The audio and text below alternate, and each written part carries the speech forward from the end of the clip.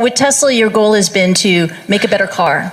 And you've done that with an electric vehicle that people covet, that has quite a cult following, that's upgradable.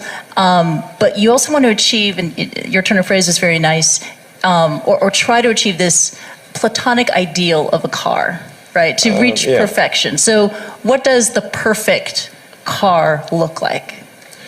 Well, I mean, I do use that phrase with our engineering design team, that aspirationally we're in pursuit of the platonic ideal of the perfect car. Yeah. Who knows what that looks like actually, but you want to try to make every element of the car as flawless as possible. And there will always be, some degree of imperfection, but try to minimize that and create a car that is just delightful in every way. And I think if you do that, then the rest kind of takes care of itself. That third failure in a row, did you think, I need to pack this in? Never. Why not? I don't ever give up. I mean, I'd have to be dead or completely incapacitated. 8 weeks later, Musk bet the company on another flight. We have liftoff. And this time around, everything worked. Perfect. If that fourth launch hadn't worked, that would have been it. We would have not had the resources to mount a fifth. Really liking what you do, whatever area that you get into, given that even if you're the best, there's always a chance of failure. So I think it's important that you really like whatever you're doing. If you don't like it, life is too short. If you like what you're doing, you think about it even when you're not working.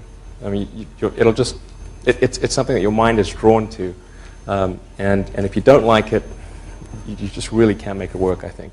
So many people try to talk me out of starting a rocket company. It was crazy. One good friend of mine collected a whole series of videos of rockets blowing up and made me watch those. He just didn't want me to lose all my money. We're doing these things that seem unlikely to succeed, and we've been fortunate, and at least thus far they have succeeded. Now is the time to take risk. You don't have kids. As you get older, your obligations increase. So and once you have a family, you start taking risk not just for yourself, but for your family as well. It gets much harder to do things that might not work out. So now is the time to do that before you have those obligations. So I would encourage you to take risks now. Do something bold.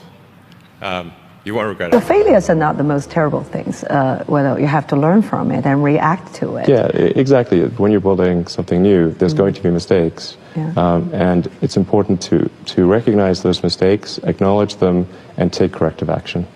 And the success of a company is very much more about how quick are you to fix the mistakes, not will you make mistakes. Or admit mistakes. Yeah, absolutely. Yeah. And if you see the difference between a startup that is successful and one that is not, and it's because the successful one, they both made mistakes, but the successful one recognized the mistakes, fixed them very quickly, and the unsuccessful one tries to deny that the mistakes exist. Extremely smart people are sometimes quite arrogant because they believe in what they believe in, right? And so when they face criticism, it's less likely to admit, they can make mistakes. Was that in your case? I learned it when I was studying physics. In physics, you're taught to always question yourself. You're taught to always assume that you're wrong, not assume that you're right, and you have to prove yourself not wrong. And so I think that physics framework is really where I learned it, and it's very effective for learning counterintuitive things that aren't obvious. So you are very famous in saying that failure is actually an option, and if you're not failing, that means you're not innovative enough. Yeah, I mean, it's not like I like failure. I mean, who likes failure is terrible. But if you only do things that are certain to succeed, then you're only going to be doing very obvious things. When I interview someone to work at the companies, would be to ask them to tell me about the problems that they worked on and how they solved them. And if someone was really the person that solved it, they'll be able to answer multiple levels. They'll be able to go down to the brass tacks. And if they weren't, they'll get stuck. And then you can say, oh, this person was not really the person who solved it, because anyone who struggled hard with a problem never forgets. If you're creating a company or if you're joining a company, the most important thing is to is to attract great people. So either join a group that's amazing, that you really respect, or if you're building a company, you've got to gather great people. I mean, all a company is a group of people that have gathered together to create a product or service. And so depending upon how talented and hardworking that group is, and the degree to which they are focused cohesively in a good direction, that will determine the success of the company. So do everything you can to gather great people if you're creating a company. You've got to make sure that whatever you're doing is a great product or service. It has to be really great. And I go back to what I was saying earlier, where if you're a new company, I mean, unless it's like some new industry or new market that, if it's an untapped market, or then you have more ability to, the standard is lower for your product or service. But if you're entering anything where there's an existing marketplace against large entrenched competitors, then your product or service needs to be much better than theirs. It can't be a little bit better, because then you put yourself in the shoes of the consumer, and they say, why would you buy it as a consumer? You're always going to buy the trusted brand unless there's a big difference. So a lot of times, entrepreneur will come up with something which is only slightly better. And it can't just be slightly better. It's got to be a lot better. You are unusually fearless and willing to go in the face of other people telling you something is crazy. And I know a lot of pretty crazy people. You still stand out. Where does that come from, or how do you think about making a decision when everyone tells you this is a crazy idea? Or where do you get the internal strength to do that? Well, first of all, I'd say I actually think I feel fear quite strongly. So it's not as though I just have the absence of fear. I feel it quite strongly. But there are just times when something is important enough, you believe in it enough, that you do it in spite of the fear. So speaking of important things, like, people shouldn't think people shouldn't think, well, I feel fear about this and therefore I shouldn't do it. It's normal to feel fear. Like, you'd have to do something mentally wrong if you didn't feel fear. So you just feel it and let the importance of it drive you to do it anyway? Yeah, actually, something that can be helpful is fatalism, to some degree. If you just accept the probabilities, then that diminishes fear. When starting SpaceX, I thought the odds of success were less than 10%, and I just accepted that actually probably I would just lose everything. But that maybe would make some progress. If we could just move the ball forward, even if we died, maybe some other company could pick up the baton and keep moving it forward, so that would still do some good. Yeah, same with Tesla. I thought the odds of a car company succeeding were extremely low. Depending upon how well you want to do, and particularly if you're starting a company, you need to work super hard. So what does super hard mean? Well, when my brother and I were starting our first company, instead of getting an apartment, we just rented a small office and we slept on the couch. And we showered at the YMCA, and we're so hard up we had one computer, so the website was up during the day, and I was coding at night, 7 days a week, all the time. And I sort of briefly had a girlfriend in that period, and in order to be with me, she had to sleep in the office. So work hard, like every waking hour. That's the thing I would say particularly if you're starting a company. And I mean, if you do simple math, say like, okay, if somebody else is working 50 hours and you're working 100, you'll get twice as much done in the course of a year as the other company. One does have to be focused on the short term and money coming in when creating a company, because otherwise the company will die. So I think that a lot of times people think like creating a company is going to be fun. I would say it's not. It's really not that fun. I mean, there are periods of fun, and there are periods of where it's just awful. And particularly if you're the CEO of the company, you actually have a distillation of all the worst problems in the company. There's no point in spending your time on things that are going right. So you only spend your time on things that are going wrong. And there are things that are going wrong that other people can't take care of. So you have like the worst. You have a filter for the crappiest problem in the company, the most pernicious and painful problem. So I wouldn't say I think you have to feel quite compelled to do it, and have a fairly high pain threshold. And there's a friend of mine who says, like, starting a company is like staring into the abyss and eating glass. And there's some truth to that. The staring into the abyss part is that you're going to be constantly facing the extermination of the company. Because most startups fail. It's like 90%, arguably 99% of startups fail. So, that's the staring into the abyss part. You're constantly saying, okay, if I don't get this right, the company will die. It can be quite stressful. And then the eating glass part is you've got to do the problems. You've got to work on the problems that the company needs you to work on, not the problems you want to work on.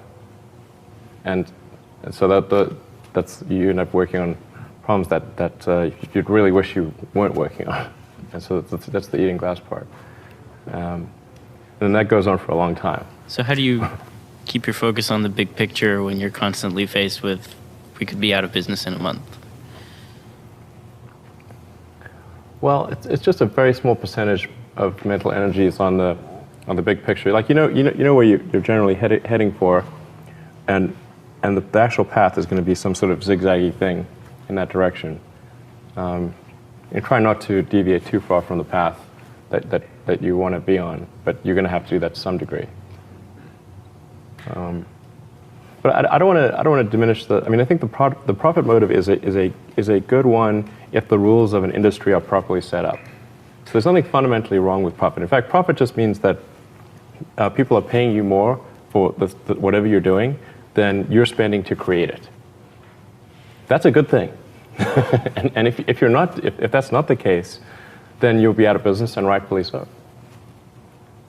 Because you're not adding enough value. Being innovative can be very exciting in life, but doing business sometimes requires, persistence, and sometimes could be very boring. Do you have the same fun from innovation as from business, running a business? Well, I mean, or would you rather to be just an innovator, engineer, instead of a business owner or runner? I mean, I'd love to just do innovation and just do engineering. But you raise a good point, because a lot of life in general, in any job, there's like you have to do your chores. There's because nobody else can do that for you, right? Well, I think to be successful at almost anything, you have to do the tough stuff and as well as the enjoyable stuff. You have to do the boring stuff as well as the non-boring stuff. And if you don't do your chores, then bad things will happen. But if they don't do the things that they don't like to do, then the company will be in trouble.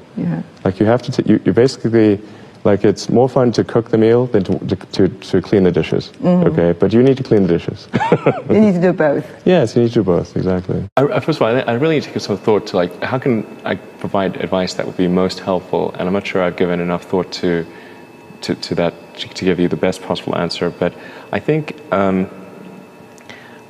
certainly being focused on something that you're confident will have high value to someone else, and just being really rigorous in making that assessment, because people tend to, a natural human tendency is wishful thinking. So a challenge for entrepreneurs is to say, well, what's the difference between really believing in your ideals and sticking to them versus pursuing some unrealistic dream that doesn't actually have merit? And that is a really difficult thing to tell. Can you tell the difference between those two things? Right. So you need to be sort of very rigorous in your self-analysis.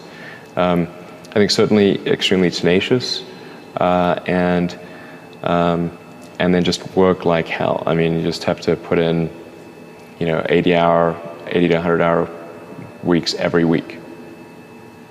Gosh. And then a lot of work. All those things improve the odds of success. Okay. I mean, if other people are putting in 40-hour work weeks and you're putting in 100-hour work weeks, then even if you're doing the same thing, you know that in 1 year you will achieve what they achieve. You will achieve in 4 months what it takes them a year to achieve. I would definitely advise people who are starting a company to expect a long period of quite high difficulty. Yeah. But I mean, as long as people stay super focused on creating the absolute best product or service that really delights their end customer, if they stay focused on that, then if you get it such that your customers want you to succeed, then you probably will. All right. You have to focus on the customer and delivering for them. Yeah. Make sure if your customers love you, your odds of success are dramatically higher. Yeah. Question that has been discussed over the past couple of days. Should we be considering one-way only trips to Mars? What's the best approach to colonize the planet? Is it, but what's your view? Is that socially acceptable? Do you think people will sign up to do it?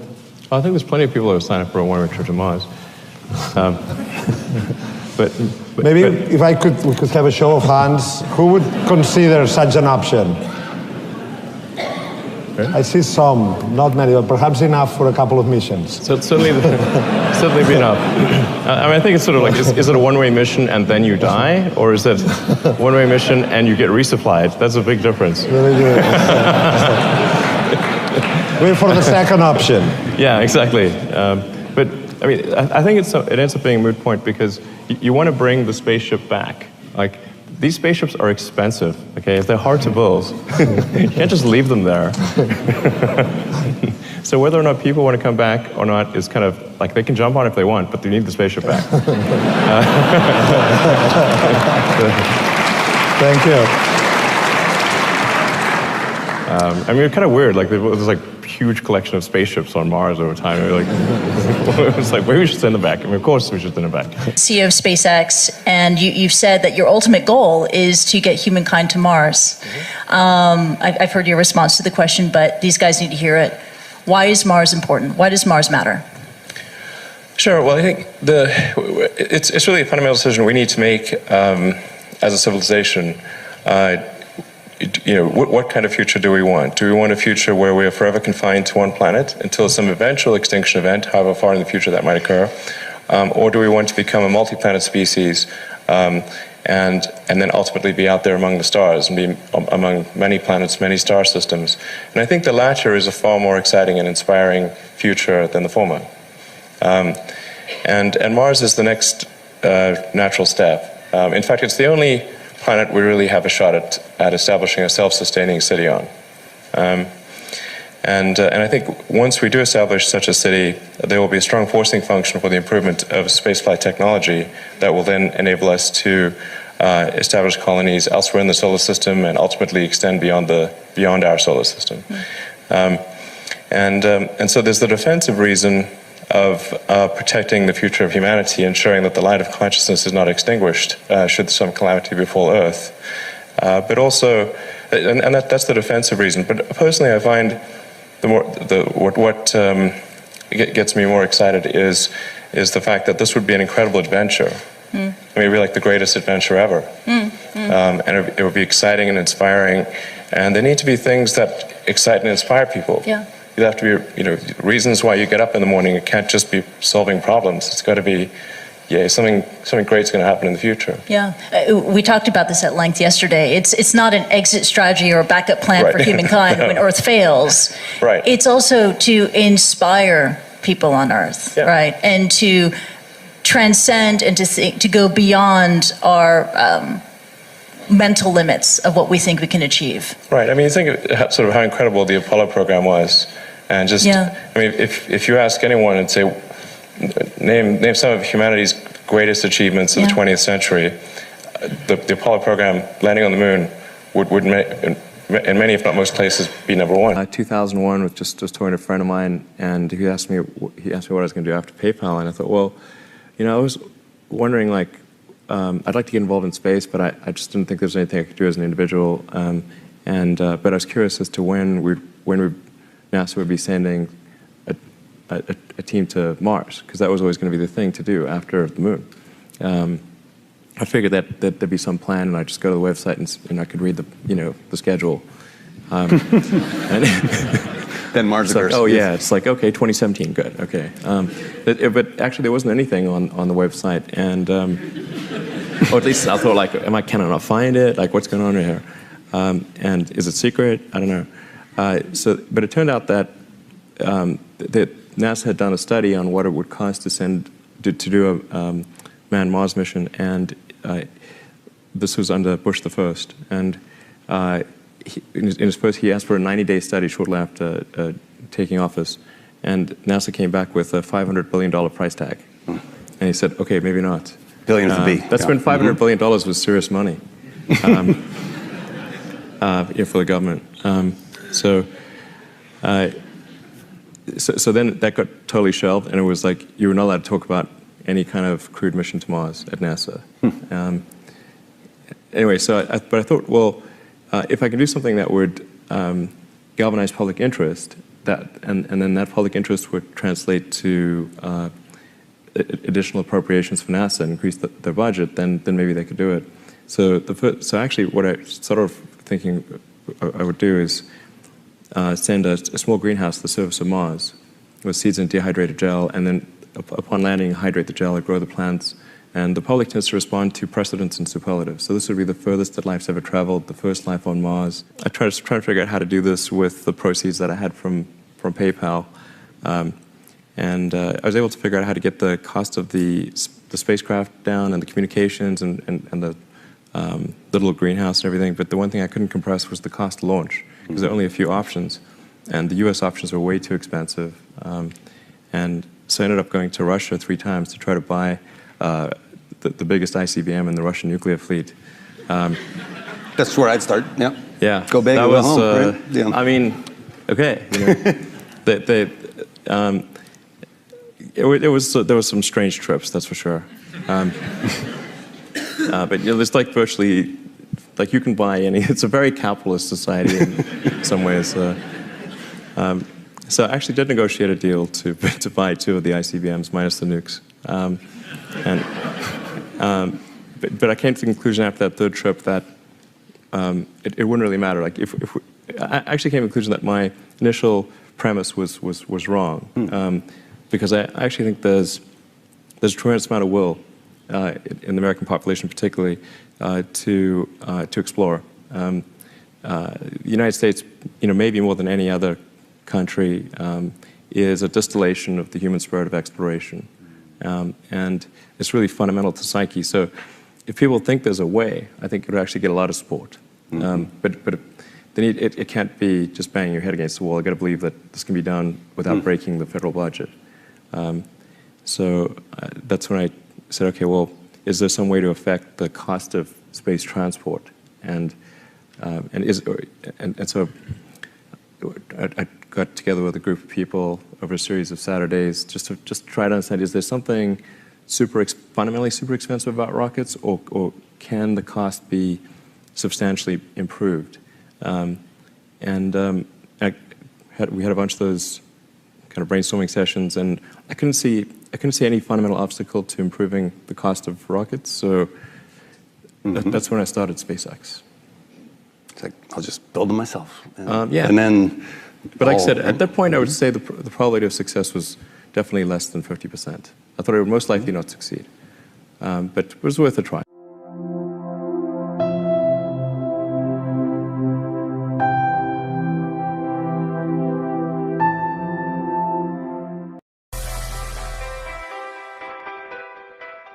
With Tesla, your goal has been to make a better car.